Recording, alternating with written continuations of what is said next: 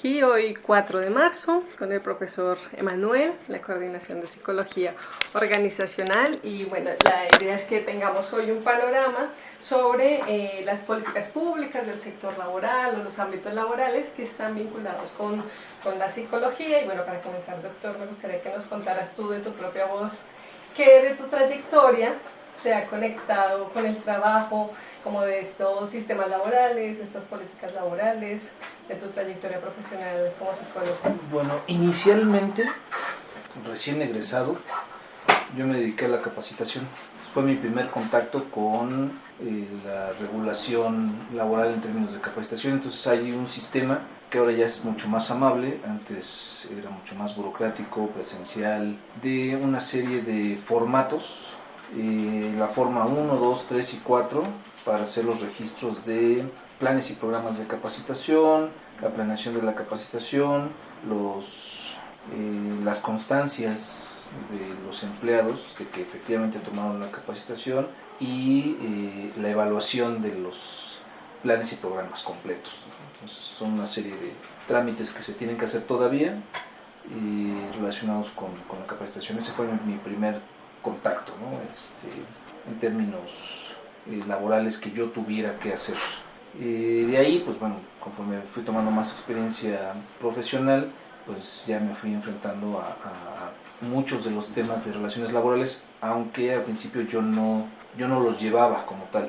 Fue hasta mucho después que ya fue un tema mucho más amplio, más relacionado con la salud ocupacional. Ahí sí que ya tuve contacto más de manera amplia con las políticas públicas relacionadas con el trabajo, porque no solamente es la Ley Federal del Trabajo, hay un sistema que se desprende por supuesto de la Constitución, artículo 123, pero pues está la Ley Federal del Trabajo, está la Ley de los Trabajadores al Servicio del Estado, sus respectivos leyes de seguridad social, la del IMSS, la del ISSSTE, los reglamentos de seguridad y salud en el trabajo, uno federal y otro en específico para los trabajadores al servicio del Estado, y las normas oficiales mexicanas de la Secretaría del Trabajo y Previsión Social, que a la fecha son 37 y se dividen en diferentes grupos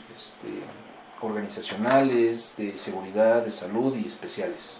Eso de manera muy clara y directa, en donde la institución responsable es la Secretaría del Trabajo.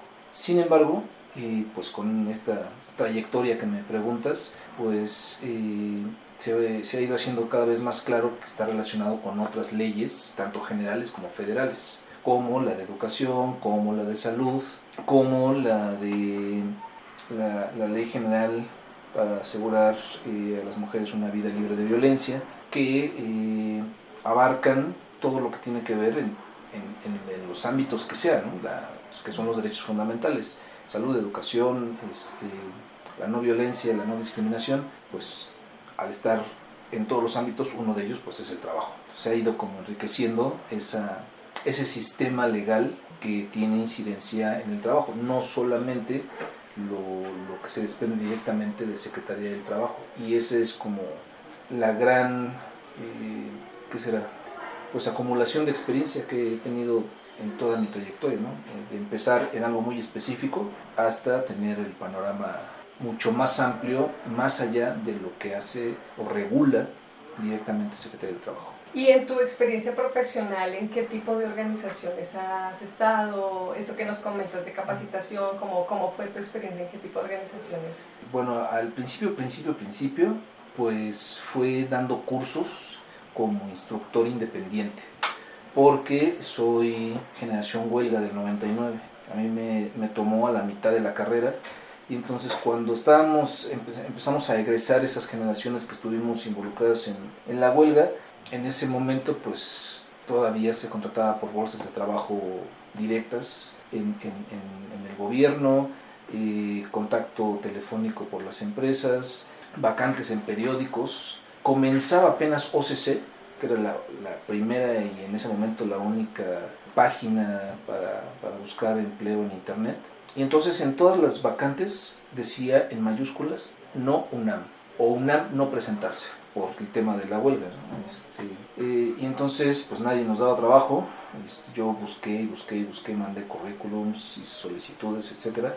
Entonces unos colegas y yo nos reunimos para hacer una consultoría en capacitación, que era lo más concreto que sabíamos hacer o que salimos de la carrera sabiendo hacer, y nos pusimos a buscar clientes y a dar cursos, ¿no? Entonces todo 2002, 2003, 2004, esos 3 años dimos muchos cursos a diferentes, principalmente empresas, pero también hubo una experiencia particular que creo que es muy enriquecedora, porque fue la cooperativa Pascual. De los refrescos Boing, Sí. pues es una cooperativa que viene de una huelga muy fuerte en los 60s, finales de los 60s o principios de los 70s.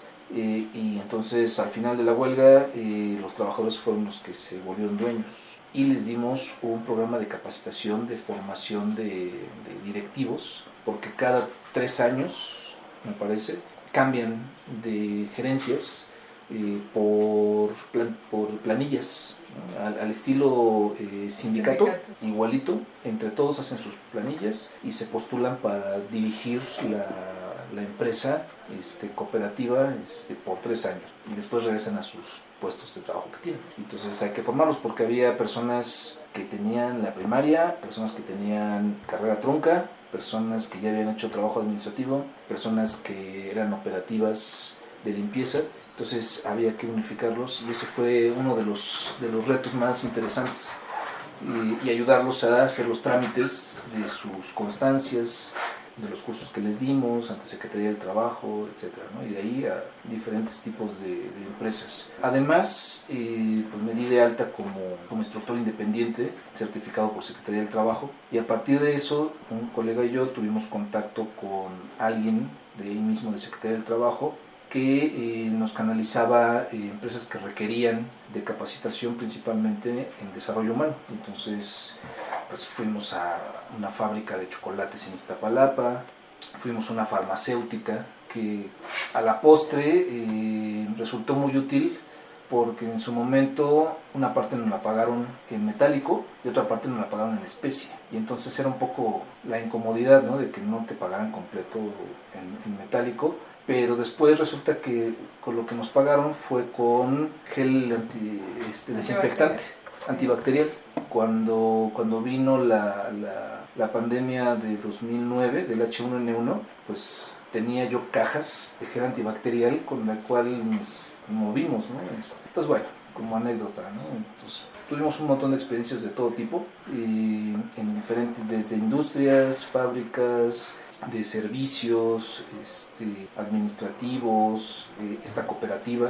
Y resulta que después de esos 3 años, yo en algún momento pues subí mi currículum a OCC, y después de estos 3 años, en noviembre o diciembre de 2004, me contacta una empresa que querían entrevistarme por mi amplia experiencia, ¿no? Entonces pues, así resulta la vida, ¿no?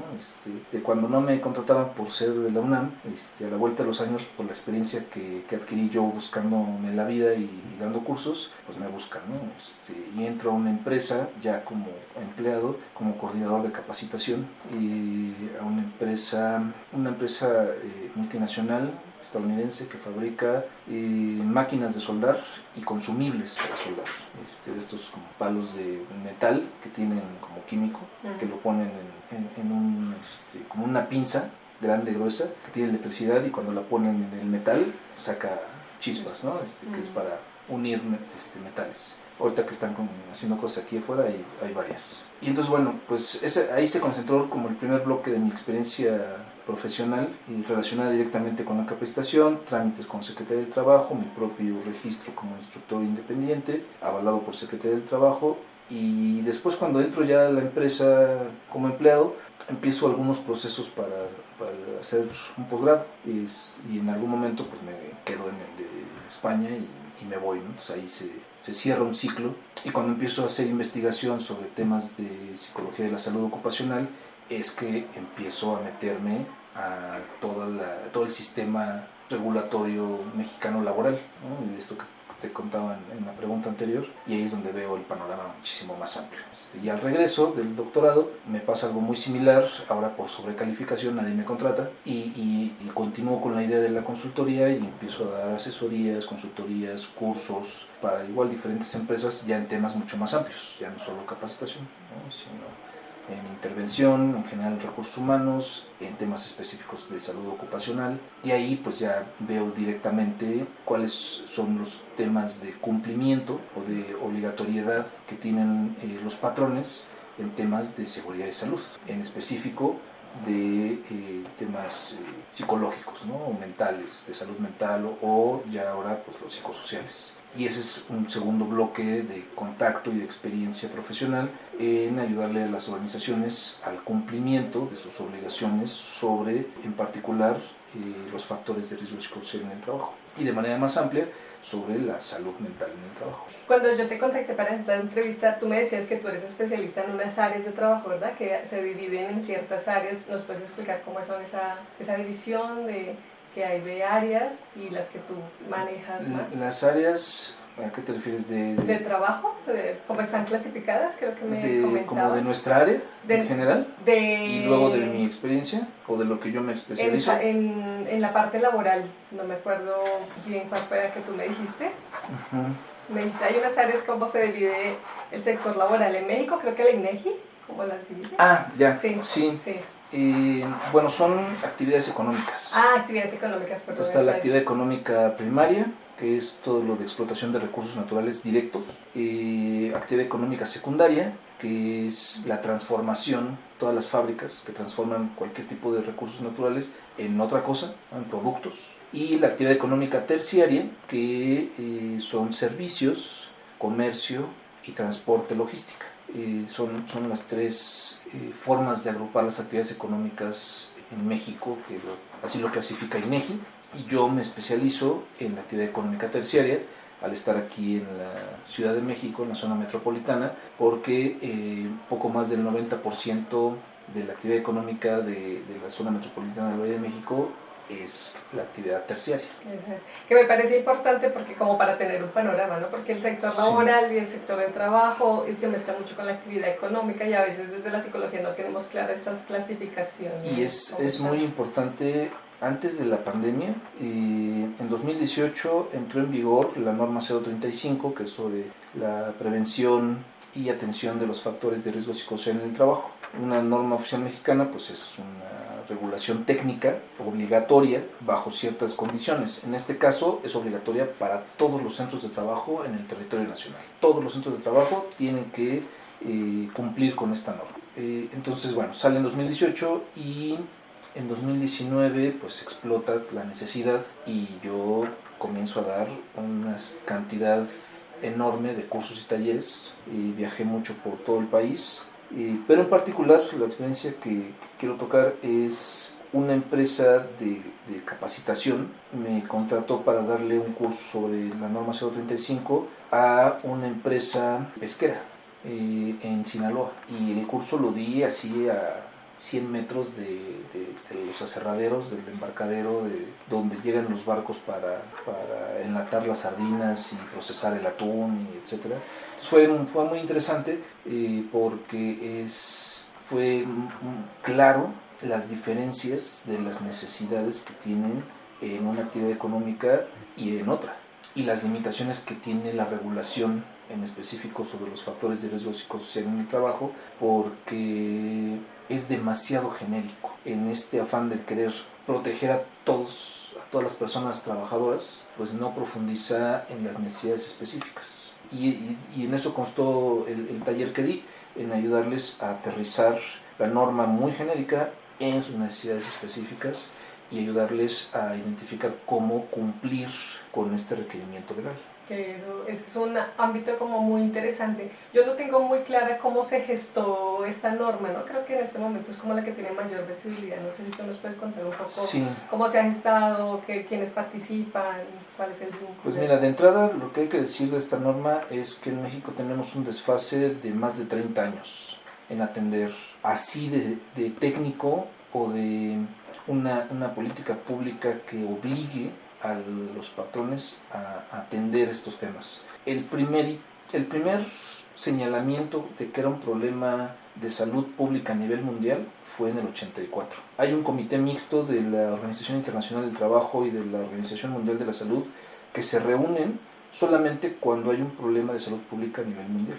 Y en el 84 se reunieron para eso. Por temas de trabajo. Por temas de factores psicosociales en el trabajo, en específico.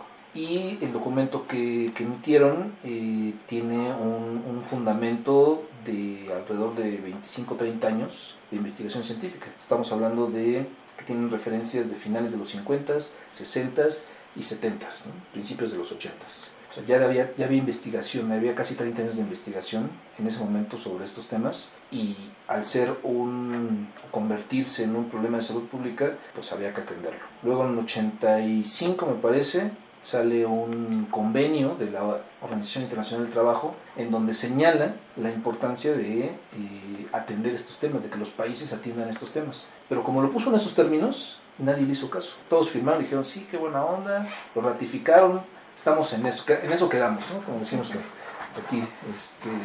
Y como nadie hizo nada, bueno, se hicieron cosas, pero muy, muy leves. Por ejemplo, en México, el primer reglamento federal de seguridad, higiene y medio ambiente en el trabajo entró en vigor en 1997. Y ya en ese reglamento se menciona en 1 o 2 artículos los factores de riesgo psicosocial en el trabajo, pero a modo de mención y de que había que atenderlos, así, de general. Entonces, con cualquier cosa que hicieran los patrones, ya con eso podían mostrar evidencia de que cumplían, pero no había ninguna especificación técnica al respecto. Entonces, bueno, como se dieron cuenta de que hacían este tipo de cosas muy superficiales, en 2006 sale otro convenio de la Organización Internacional del Trabajo, en donde ahora sí dice que los países miembros están obligados a generar políticas públicas para prevenir y controlar la seguridad y salud en el trabajo, incluyendo los temas psicológicos.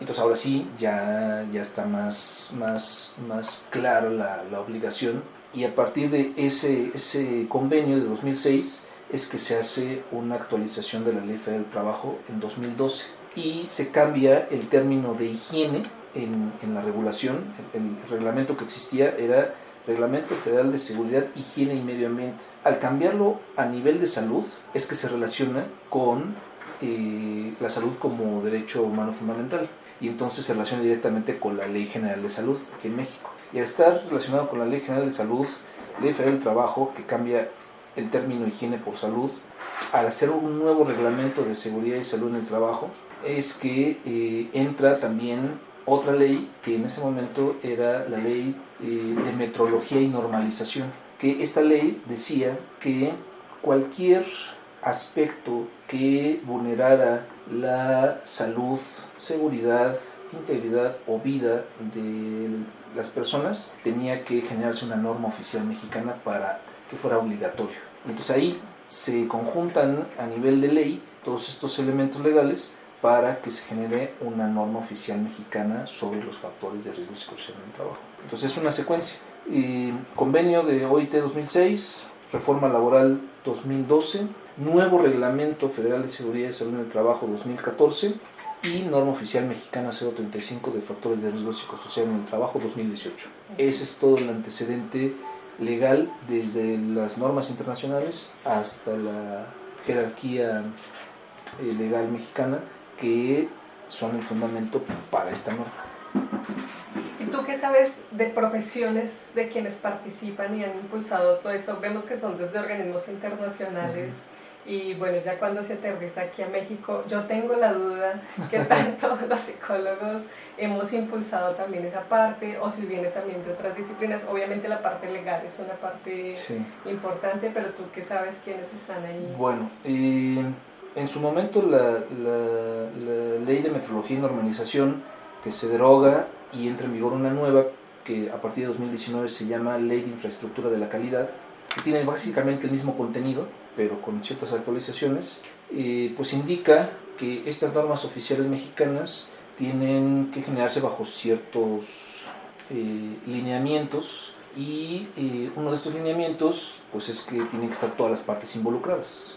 Y en México tenemos un enfoque legal de las relaciones laborales que se llama tripartito, ¿no? Está el Estado regulando, están los patrones y los trabajadores con sus representaciones para generar políticas públicas conjuntas, que todas las partes estén de acuerdo. Uno de los requisitos es que sea por consenso. Entonces, cuando se hace cualquier norma, en este caso la norma 035, pues estaban representantes de Secretaría del Trabajo, representantes de los patrones, representantes de los trabajadores y los técnicos, que ahí hubo involucrados, pues sí hubo psicólogas, psicólogos reconocidos, importantes, que sabían del asunto bien, pero también había de otras profesiones, sociólogos, administradores públicos, que estuvieron ahí involucrados en la parte técnica. Entonces, bueno, tuvieron que llegar a un consenso y por eso es que pues cuando ya vemos el texto de la norma y cuando ayudamos a las organizaciones a operarla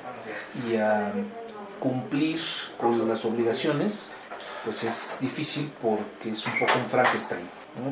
Tú la lees y claramente hay partes que la redactó una persona o grupo de personas y otras que las redactaron otras personas. Hay incongruencias conceptuales entre la norma, hay incongruencias en la secuencia del marco de especificación para la elaboración del instrumento de medición y entonces pues no resulta en un buen instrumento. Tiene problemas desde validez de contenido, tiene problemas de validez de constructo que muchos colegas, incluyéndome, hemos hecho investigación psicométrica al respecto y la hemos publicado para decir, esto está mal. Hay algunas cosas que están regular, pero hay algunas cosas que están definitivamente mal, con evidencia. De hecho, ahí tengo una anécdota. En 2017, México fue la sede de un congreso de factores psicosociales en el trabajo, un congreso mundial. Y entonces, como todo proceso legal de una norma, tiene que salir primero un proyecto de norma. El proyecto de norma salió en 2016 con el instrumento. Entonces, pues en cuanto se publicó, yo me puse a aplicar los cuestionarios. Para 2017 yo ya tenía datos y empecé a hacer estos ejercicios psicométricos que presenté en este congreso. Pues resulta que en esta mesa en donde yo expuse estos primeros resultados, había gente de Secretaría del Trabajo. Entonces, al terminar la mesa, amablemente se me acercaron para pedirme de la manera más atenta que si podía ir a Secretaría del Trabajo a explicarles mis resultados. Y con todo gusto fui, pero se convirtió en una sesión de cuestionamiento. Fue como una entrevista de panel de 3 o 4 personas para bombardearme de preguntas de metodológicas y psicométricas para cuestionarme mis resultados. Entonces, bueno, ahí hubo un pequeño debate, algunas partes medio ríspidas, otras más o menos, pero ellos me presumían mucho el tamaño de su muestra, que era de más de 15,000 personas a nivel nacional. Y les dije, pues me parece un muy buen número, nada más yo tendría algunas preguntas. Y una de las preguntas que les hice es cómo habían hecho el muestreo entre todas las actividades económicas, primaria, secundaria, terciaria, y luego los subgrupos dentro de las diferentes actividades económicas, y resulta que solamente lo habían hecho en una organización, en todo el país, pero en una sola organización, con diferentes tipos de ocupaciones, pero una sola organización. Entonces, cuando yo voy a dar este taller a la empresa pesquera, pues es claro que no los tomaron en cuenta, o a los mineros, o a los de los textiles, o a los de, ¿qué será? Logística. A los de salud. Logística sí, porque en esa empresa sí tienen logística. Es una empresa pública en donde hicieron su muestreo. Entonces, bueno, como anécdota ahí académica al margen de mi contacto con personas de Secretaría del Trabajo, y entonces, pues sí, es un gran avance en términos de obligación legal que tienen todos los centros de trabajo, pero pues ya al ver con lupa los aspectos técnicos y saber en términos legales por la ley de infraestructura de la calidad, antes la de metodología y normalización, que tiene que ser por consenso, pues entonces dejan muy amarrados de manos a los técnicos.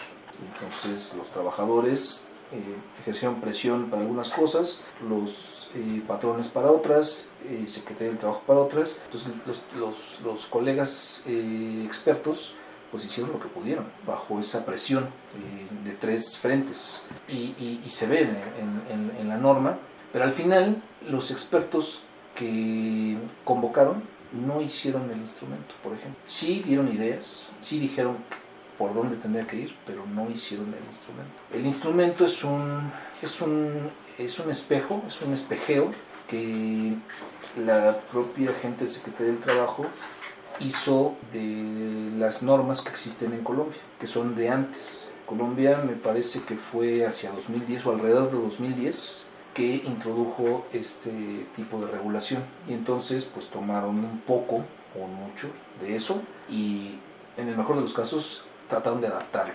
Entonces tiene esos problemas de origen que no tomaron en cuenta los expertos locales para desarrollar un instrumento de cero. Entonces, bueno, en teoría, cada cierto tiempo, no me acuerdo si son 5 años, tiene que haber una revisión de todas las normas para actualizarlas. Pero como se atravesó la pandemia, pues eso se fue recorriendo y se supone que entre el año pasado y este tenía que haber salido para actualizarla, pero aunque salgan las actualizaciones, la verdad es que el Secretario del Trabajo en estos procesos no toma en cuenta las recomendaciones que se hacen. Entonces lo único que queda es hacer presión, al menos desde nuestro ámbito, con evidencia científica, para decir o señalar qué es lo que nos está saliendo, qué es lo que tiene oportunidades de mejora para actualizar y mejorar estas normas y en general las políticas públicas. Sí, porque en general tiene un problema de construcción que vemos, que es el diseño, la conceptualización, y que a su vez tiene ese desafío de integrar todas las partes, y a veces hay que leer como entre líneas cómo está construida esa normatividad. Entonces es bueno que ya esté, pero para quienes ya van a estar ahí, que sepan cómo está construido, de dónde viene, y que bueno, es perfectible, ¿no? Y a veces las circunstancias hacen que se obtenga un producto, pero que tiene que estar sujeto de mejora. Y otra actualización muy importante en términos legales es que después de muchísimos años, no sé si 30, 40, se actualizó la tabla de enfermedades laborales. Esa fue reciente, ¿verdad? Entró en vigor en enero del 2025. Y en lo que nos toca en la parte psicológica, la tabla anterior decía trastornos neuróticos, una cosa así, nada más. Y ahora en esta nueva tabla habla de trastornos de ansiedad y pone el código del C11, de los tipos específicos de los que hay evidencia que están relacionados con el trabajo. Entonces, trastornos de ansiedad son varios. Trastornos de depresión, igual con sus códigos de C11, trastornos no orgánicos del sueño y el síndrome de desgaste ocupacional, burnout. Ya están tipificados en la Ley Federal del Trabajo en la nueva tabla de enfermedades laborales. Entonces eso me permite conectar con otra cosa. Esto nos lleva a la salud ocupacional, ¿verdad? Y lo que está normado por las leyes del ISSSTE, de salud.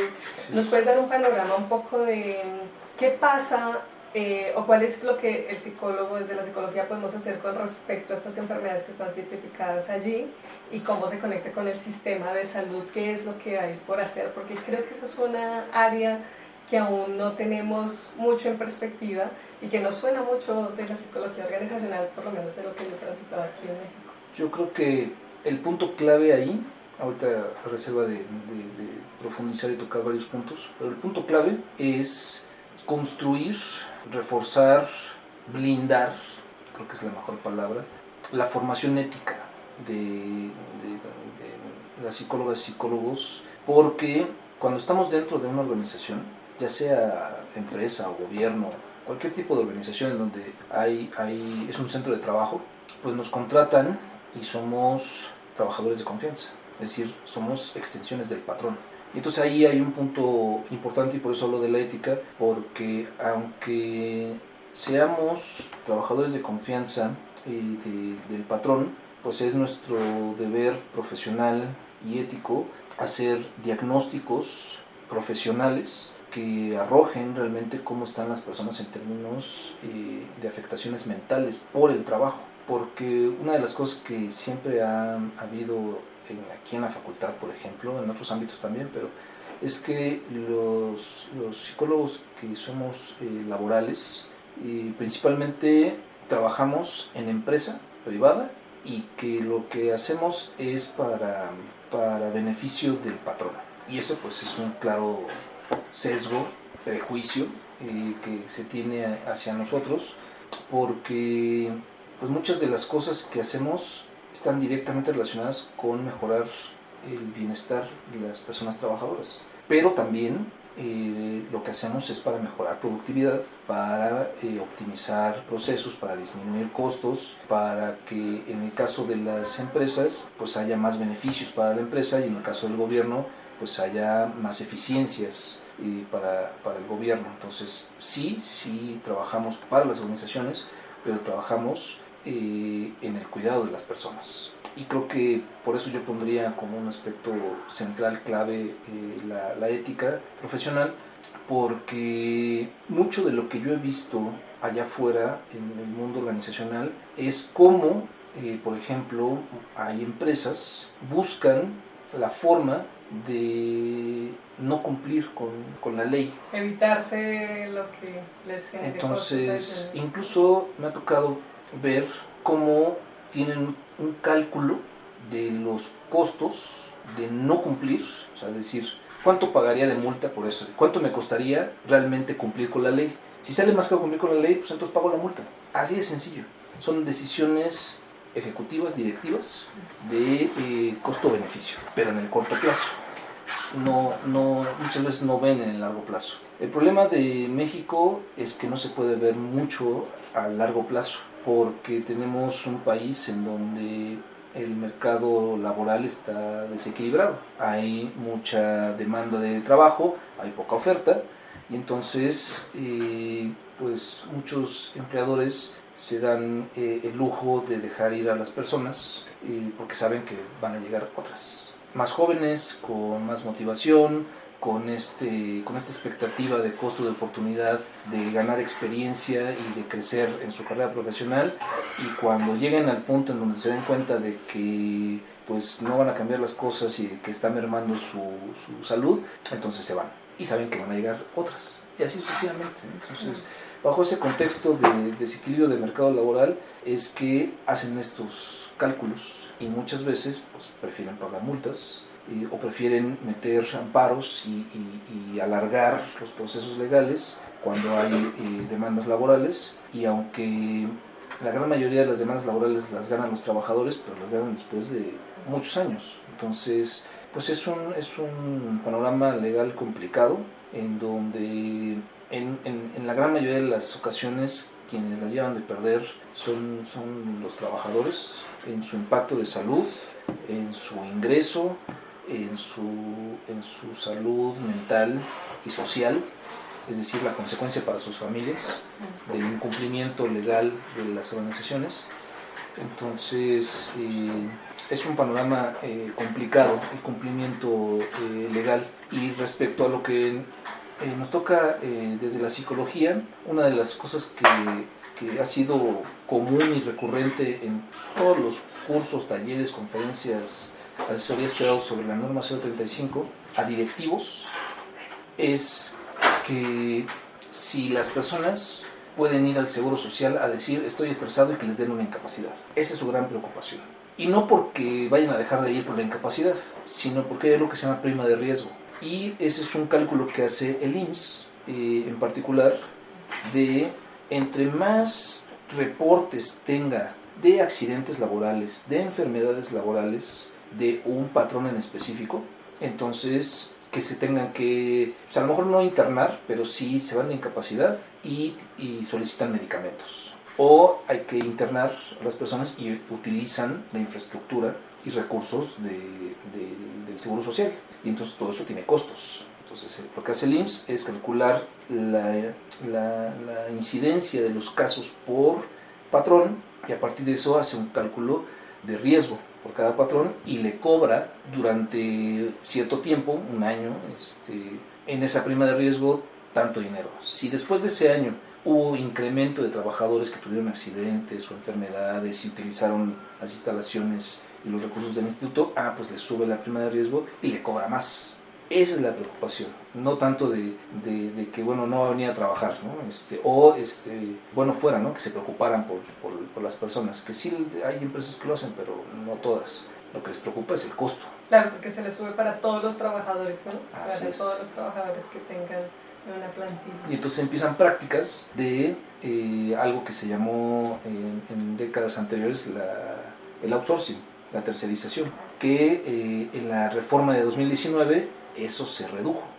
Se delimitó a ciertas condiciones para que se pudiera tercerizar algo para los centros de trabajo. Pero antes del 2019, por eso hubo abuso de la tercerización. Entonces alguien más contrataba a las personas, iban a trabajar a otro lugar distinto para otras personas, y si les pasaba algo en ese lugar, pues no eran responsables, o había cierta responsabilidad solidaria, se le llama, pero no eran directamente responsables como patrones, era otra empresa, ¿no? Entonces, bueno, ese tipo de prácticas es las que muchas veces buscan los patrones o las áreas administrativas, financieras o legales de las empresas para disminuir sus costos.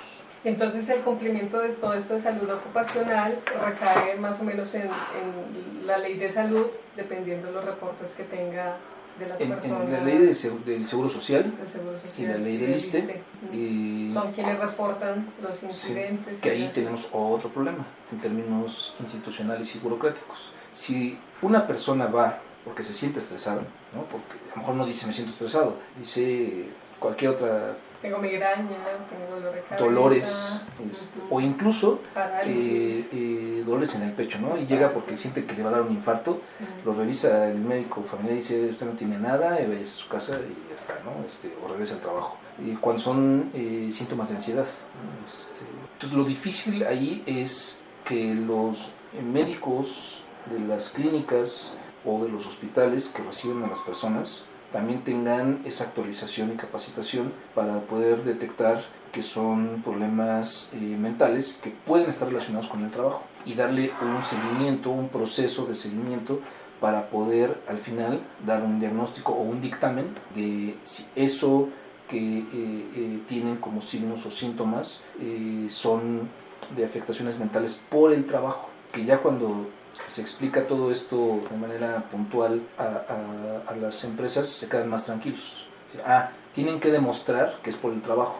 Y entonces ahora lo que está pasando es que están dedicando a tener todo el respaldo para decir el trabajo no les está causando lo que sienten. Es su familia, es su esposa, es el contexto social, que le echen la culpa al gobierno de la Ciudad de México o al gobierno federal, pero yo no tengo culpa que tenga depresión, ¿no? Eso es lo que está pasando ahorita, ya después de estos 8 años casi que entró en vigor la norma.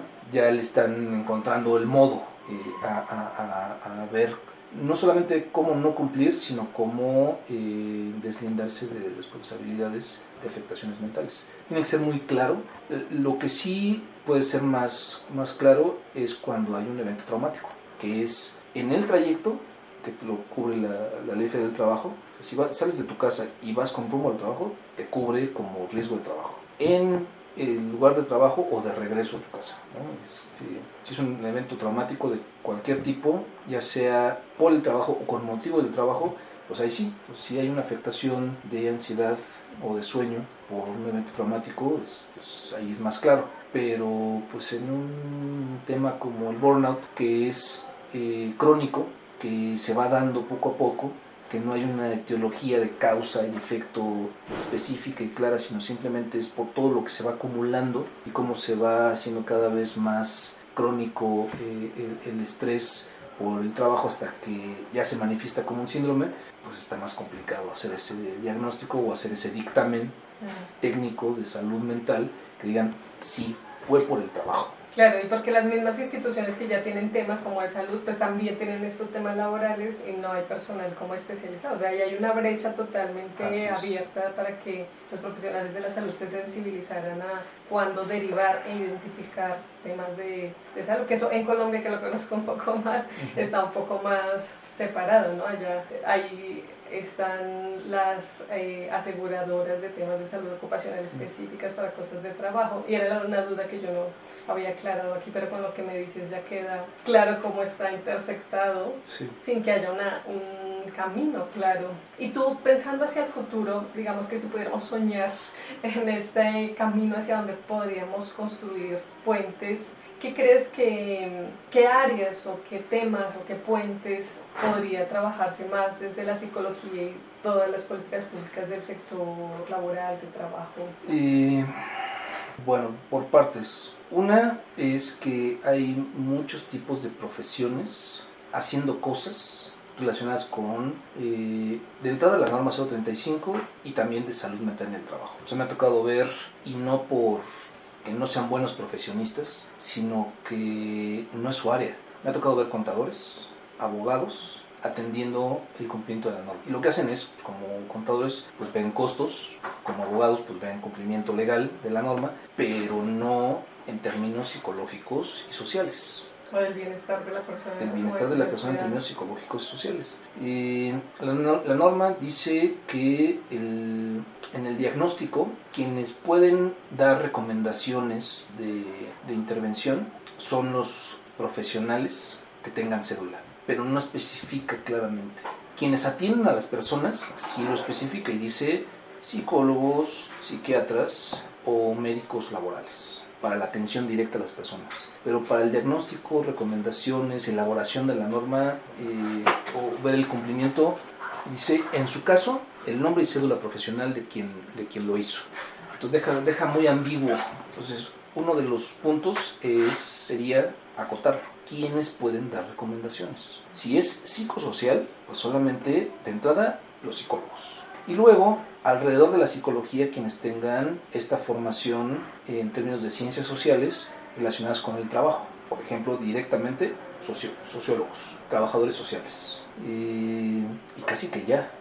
Además de médicos laborales, psiquiatras, pero yo pensaría que ni de administración, ni de y disciplinas relacionadas, ni derecho, ni economía podrían hacerlo. O sea, ese sería un análisis que se tendría que hacer para delimitar quiénes pueden dar recomendaciones de intervención, que tendría que estar directamente vinculado con la Ley General de Educación, ¿no? la Ley de Profesiones, que así como nosotros como psicólogos o un contador no puede operar un apéndice, pues entonces una recomendación para mejorar la salud mental de las personas no les puede ser tampoco una persona que no tenga esa expertise validada con algo que se llama cédula profesional, por lo menos, ¿no? Que es lo que dice la Ley de Profesiones.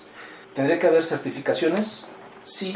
¿Tendría que haber colegios profesionales? También. ¿Tendría que haber especializaciones o bueno, en general posgrados?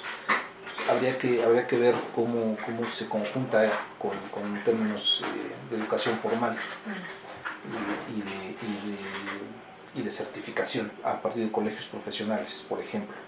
Eso por un lado. Pero por otro, pues está la limitación de infraestructura que tiene Secretaría del Trabajo para inspeccionar. No hay, ¿cómo se llaman? Pues eso, inspectores, ¿no? Antes de la pandemia me parece que había casi 1000 inspectores a nivel nacional, que son bien poquitos. Sí, para todo el país. Y los redujeron, creo que a la mitad después de la pandemia. Dijeron que iban a estar mejor capacitados y que iban a ser más efectivos, etcétera, pero hubo una reducción por costos, que es un tema, ¿no? ¿Y estos inspectores qué roles tienen? Las normas solamente las puede inspeccionar o Secretaría del Trabajo o organismos que valide Secretaría del Trabajo. Y por eso tienen que entrar en un proceso de evaluación y validación.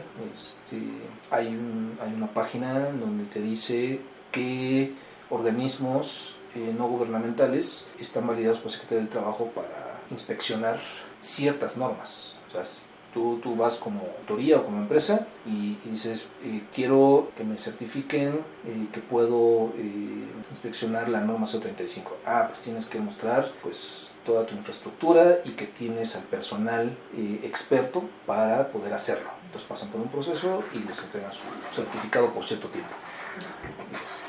que ahorita no me he metido a ver quiénes son los que pueden de la norma 035, pero tardó mucho tiempo, por lo menos hasta 2024, creo que fue la última vez que lo revisé, no había ni una sola de la norma 035. Ahorita ya tiene un par de años que no lo consulto, pero habría que ver.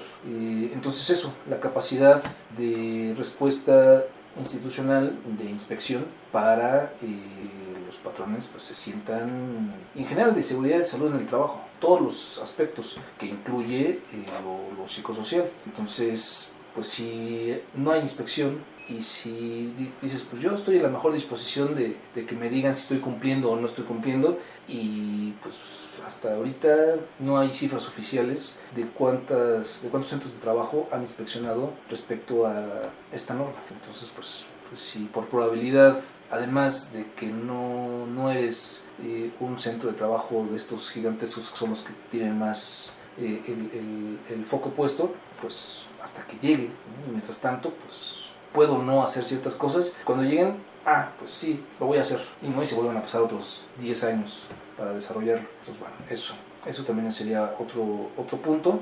Y otro, pues actualizar en general todas las normas, pero en particular esta norma. Hay varias que se relacionan con nosotros desde la psicología. Está la 035, está la 030, Servicios Preventivos de Salud, que habla de evaluaciones psicológicas y de la personalidad. Así, literalmente, que hay que evaluar a las personas al ingreso. Una vez que ingresan, que los contrataste, tienen que ser evaluados no solamente físico, sino mentalmente, en ciertos periodos, por ciertas razones específicas, como por ejemplo la pandemia. Sería un evento que amerita que se vuelvan a evaluar a las personas en términos físicos y mentales, y luego al cierre de la relación laboral. Y todo eso para tener documentado si fue o no fue por el trabajo que tuvo ciertas afectaciones, ya sea físicas o mentales. La norma 030, está la norma 036, que es sobre ergonomía, factores de riesgos ergonómicos, y la 037, que es la última que salió, que es la de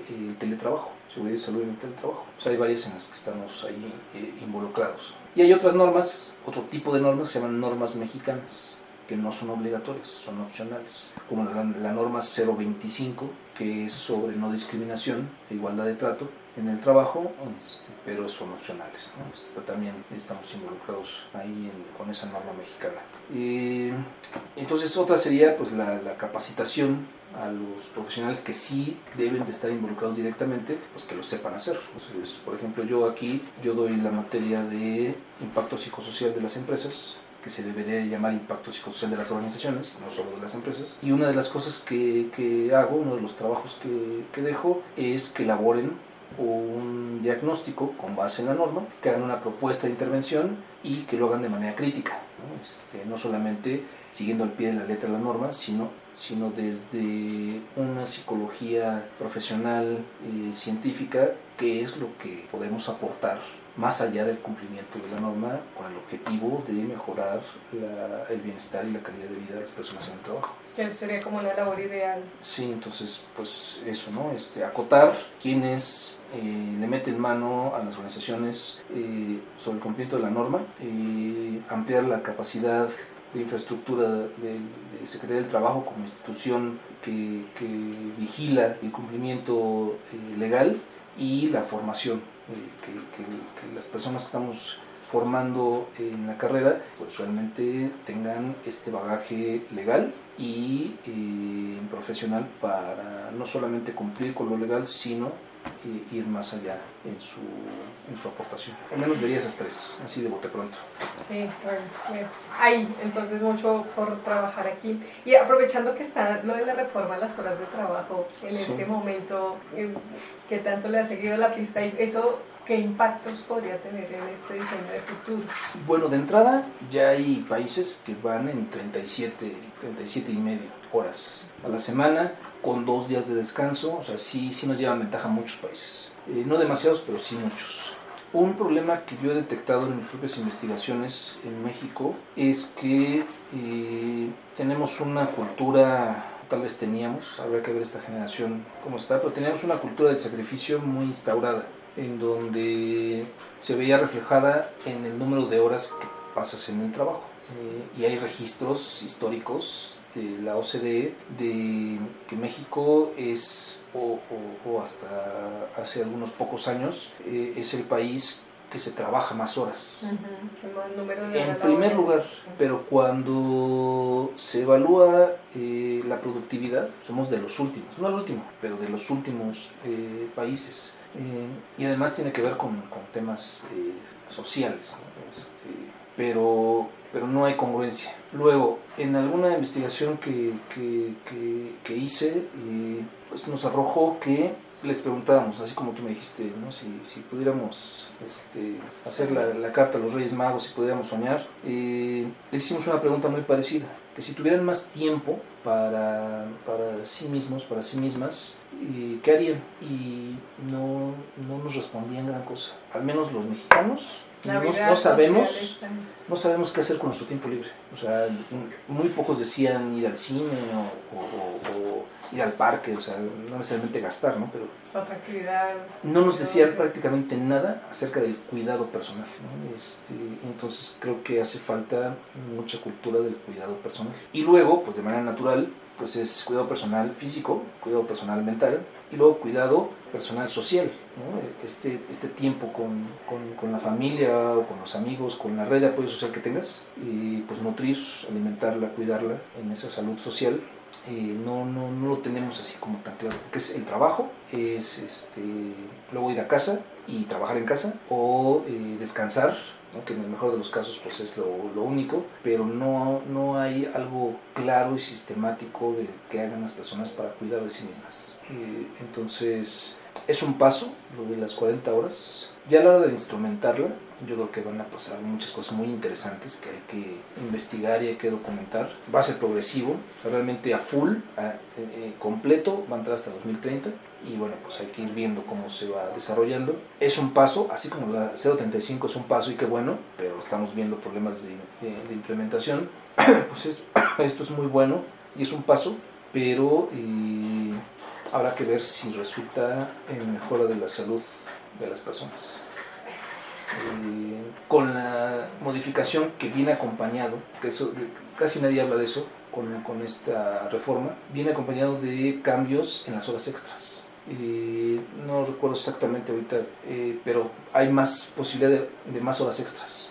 A partir de la 41, ¿no? Que antes era la 51, creo que tenía en cuenta. Ahí tiene algunas especificaciones, pero yo lo que creo, y que por ahí lo señaló Slim, es que pues las personas en un país como México, en donde hay un mercado laboral desequilibrado, en donde por ese mismo desequilibrio los salarios pues, son bajos, pues lo que quieren las personas es tener más ingresos. Entonces sí, tengo la posibilidad o los patrones tienen la obligación de que los contratos sean de 40 horas, pero pues va a haber un incremento de horas extras. Y eso, bueno, tiene sus rebotes e implicaciones que ya saldrán en su momento, pero pues si las personas trabajan legalmente menos, pero ganan más por horas extras, ¿qué es lo que va a pasar? Pues van a pagar más impuestos, que es un ingreso para el gobierno. Y entonces tienen una carta política de decir, hicimos la reducción a 40 horas, hemos aumentado el salario mínimo, aumentamos la posibilidad de horas extras, y eso pues tiene implicaciones sociales y políticas buenas, pero las personas van a ver la ventana de que pueden ganar más dinero y van a agotar sus horas extras. Esa es mi hipótesis. Y entonces pues no se va a ver reflejado porque van a trabajar lo mismo o más, pero pagar, que ya es una ventaja. Es un punto. Sí, que también todo lo que hablamos, cabe decir que abordamos todo el sector laboral formal, ¿no? Que está por fuera todo el sector laboral informal, que es otro gran sector. Que ahí no solo es un gran sector, es la mayoría. El 50, con datos que recién salieron, el 55% de la población económicamente activa, 55% es informal. Trabaja en la economía informal. ¿Qué significa ser informal? Porque hay muchas personas que todos los días entran a las 8 o a las 9 y salen a las 5 o a las 6, tienen una rutina, o sea, parece un empleo, pero no es un empleo, porque no están dadas de alta en el Seguro Social, ni les retienen impuestos, que son dos de las características principales que definen la formalidad o la informalidad. Entonces, desde eso hasta los profesionistas, nosotros o un contador o un abogado que por sus servicios profesionales no paga impuestos, eso es informal. Por eso es que sale tan amplio ese porcentaje. Y luego del 45 restante, no todos son empleados, porque ahí entran los que son empresarios, los que son emprendedores, los que son profesionistas que sí pagan impuestos. Entonces realmente el porcentaje de empleados con un contrato formal anda alrededor del 35%.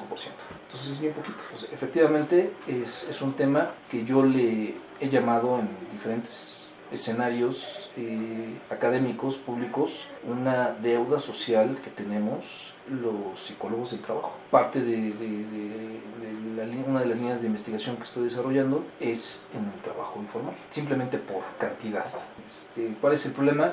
Pues que ahí nadie le paga a un psicólogo para atenderlos. Pero sí hay organizaciones gubernamentales y no gubernamentales que se enfocan a estas poblaciones, pero pues tampoco los formamos aquí para saber que pueden hacer eso como psicólogos organizacionales, como psicólogos laborales. ¿Tienes en mente alguna de esas organizaciones que están interesadas como en abordar estos temas del sector informal, laboral, que hacen proyectos?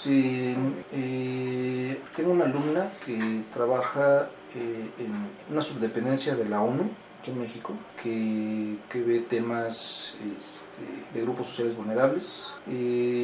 Hay asociaciones que atienden, por ejemplo, a mujeres artesanas de Chiapas, Oaxaca, Guerrero, y que les ayudan a ser emprendedoras con el objetivo de formalizarlas, pero pues es un proceso muy largo, ¿no? Entonces ahí hay un ámbito a partir de la ONU y diferentes dependencias de organizaciones de la ONU que se enfocan, ¿no?, a esto. Hay asociaciones civiles que se dedican a este ámbito y el gobierno, pues Secretaría de Economía, ahora la Secretaría de las Mujeres, que atienden a estos grupos informales para, uno, cuidar sus derechos. Otro, contribuir a la actividad económica en general del país. Y otro, pues formalizarlos. Pero también ahí yo veo un tema social en México. No necesariamente es porque no... Vamos a poner el caso hipotético de que hubiera de repente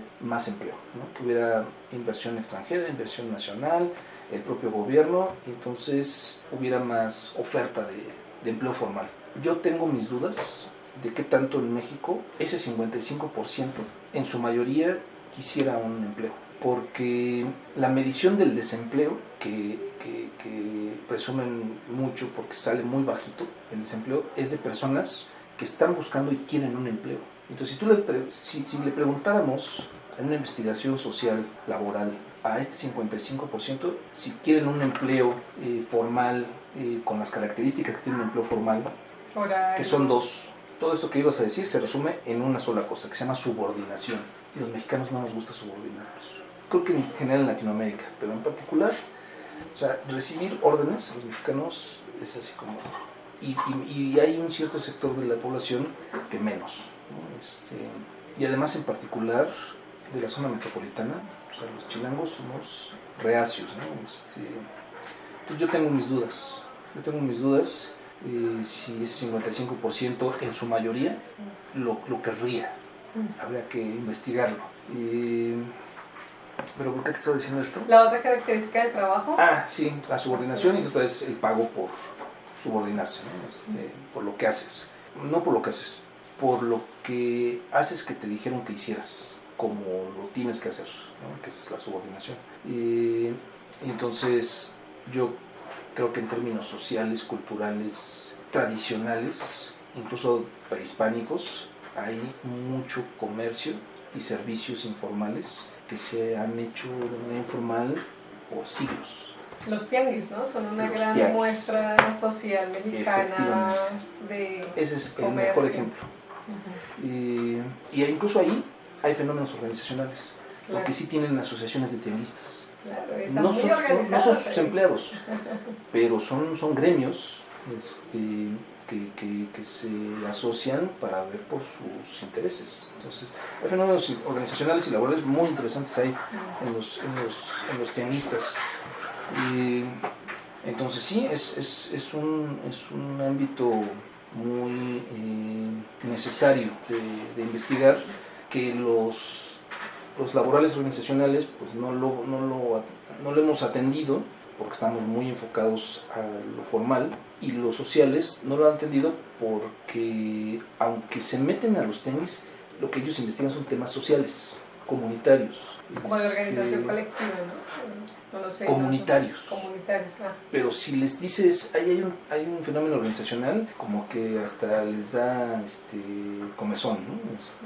Yo creo que tú hablabas de puentes hace rato. Creo que hacer puentes entre las subdisciplinas es muy importante, porque ahorita con los sociales que te mencionaba, pues hay esta laguna de fenómenos que se pueden atender desde lo social, desde lo laboral, desde lo clínico y de salud, ¿no?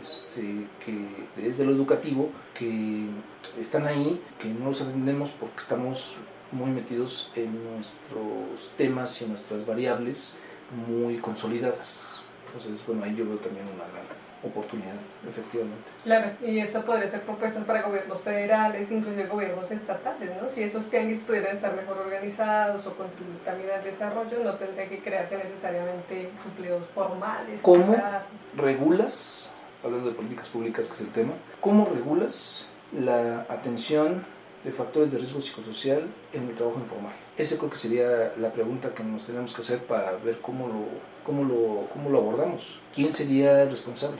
Yo creo que Secretaría del Trabajo, porque en la Constitución dice que todos tenemos derecho al trabajo digno y socialmente útil. Ahí no habla de empleo, ahí dice trabajo. Y el trabajo es una actividad que te deje una remuneración para vivir. No estamos hablando de si estás contratado o no. Eso ya son especificaciones. Entonces yo creo que el Secretaría del Trabajo, en conjunto con otras instituciones, deberían de abordarlos con políticas públicas, ¿no? Que esté regulado. Pero el problema es que eso los dejaría a ellos, me refiero al Secretaría del Trabajo, como los responsables, porque no hay un patrón. Y entonces ahí es donde ya toman distancia y no van a querer hacerlo, porque también en la Constitución, el artículo 123, dice que todos tenemos derecho al trabajo digno y socialmente útil, y luego viene un C muy interesante, que hace que la obligación sea como muy ambigua. Sí. Toda persona tiene derecho al trabajo digno y socialmente útil. Al efecto, se promoverán la creación de empleos y la organización social del trabajo conforme a la ley. ¿Cuál es la obligación ahí? creación de trabajo. No. Dice, al efecto se promoverán la creación de... Promover. Eso es lo que, cuando analizamos esto, siempre digo a mis alumnos, no se vayan con la finta. El Estado no se está comprometiendo a crear empleos. Es promotor. Así es. Y ahí podría la psicología apoyar desde todo lo que implique eso. Y entonces, bueno, al menos como está, pues a promover todo lo que implique, más allá de la creación de empleos, que es una parte, en lo informal, dice, y la organización social del trabajo. Ahí sí entra lo informal. Ahí es donde tendría que haber, porque dice conforme a la ley, pues en la ley federal del trabajo tendría que contemplar los lugares de trabajo, o las actividades, o las ocupaciones, y debería entrar en conjunto Secretaría de Salud. O sea, si va a inspeccionar un local de un restaurante formalmente establecido y les clausura por temas de falta de higiene, ¿por qué no se hace eso en los tianguis? Y todos vamos a comer los tianguis, todos, ¿no? Ya sabemos en qué tianguis no nos hace daño, ¿no? Pero ¿por qué no regular la salud de los alimentos en los tianguis? ¿Por qué no regular la salud física y mental de las personas que trabajan en los tianguis? Pues porque ahí sí el Estado tendría que asumir y no lo desplaza a un patrón, porque en ese caso no lo hay. Ese es el problema. Es una brecha muy interesante por explorar, ¿no? Porque hay muchísimos trabajos y además están estos que están como en el intermedio de todas las plataformas, por ejemplo, ¿no? Que ese es otro tipo de trabajo que está ahí, que llegó por la propuesta de estas plataformas, pero que está abriéndose brecha todavía en el sector de cómo si va a tener informalidad o no es tan formal. Las investigaciones desde la sociología, desde hace algunos años, a ese fenómeno le llamaron uberización del trabajo, como genérico de precarización de trabajo en plataformas, que ahorita, bueno, los trataron de meter en cintura un poco, y algunas personas, bajo ciertas características, sí las contrataron y ya las aseguraron por el Seguro Social y tienen un salario base, pero hay otras que no, o sea, quienes dicen, pues lo voy a hacer 2 horas por la tarde o 3, porque en la mañana estudio, pues no cubren con ciertos requisitos para que los contraten como empleados y siga habiendo precarización desde el trabajo de plataformas. Así es, pues bueno, yo para ir cerrando, lo último que me gustaría preguntarte para pensar para los estudiantes que estén interesados en este sector, ¿qué fuentes de información tú sugieres tener en el radar para abordar estos temas? Que yo creo como 3 grandes temas, ¿no? Hay como los de clima laboral, de todo cómo se da el clima durante los diferentes tipos de trabajo, todo lo que está del sector laboral formal y todo lo que podría haber del sector laboral informal, ¿no? Pero, ¿qué fuentes de información tú sugieres que existen? Bueno, lo mencionaste, varias organizaciones internacionales que generan mucha información al respecto, mencionaste la Secretaría de Trabajo, de Economía, de Salud, creo que son fuentes de información. Mencionamos el INEGI como uno quizás también. No sé si tengas alguna otra recomendación, organizaciones o así que tú veas en el radar que serían relevantes para quienes estuvieran interesados en este sector, de seguirlo explorando, mirando o haciendo estos tejidos de conocimiento. Pues otras no, creo que más bien vale la pena, así como mencionaste ahorita, hacer el recuento. La principal internacional pues es la Organización Internacional del Trabajo, que trabaja en conjunto con otras para temas de salud, con la OMS, pero también, por ejemplo, con la UNICEF para temas de trabajo infantil, con la OCDE, con el Banco Mundial. Serían como otras instituciones que generan documentos técnicos relacionados con el trabajo, en este caso en específico, que podría ser una buena fuente de información en términos internacionales. Luego hay un instituto, el Instituto Nacional de Seguridad y Salud en el Trabajo español, que a su vez es como la institución representante europea. Los españoles tienen un muy buen desarrollo de protección en seguridad y salud en el trabajo y tiene sus espejos en otros países, cada país tiene el suyo, pero el español es como un representante a nivel europeo, ¿no? Esa es otra institución que también genera muchos documentos, muchas fuentes de información al respecto. Están los estadounidenses, a su estilo, a su manera, pero el problema de los estadounidenses es que tienen un sistema de salud que no necesariamente tiene un enfoque social y entonces pues hay ese problema de su enfoque.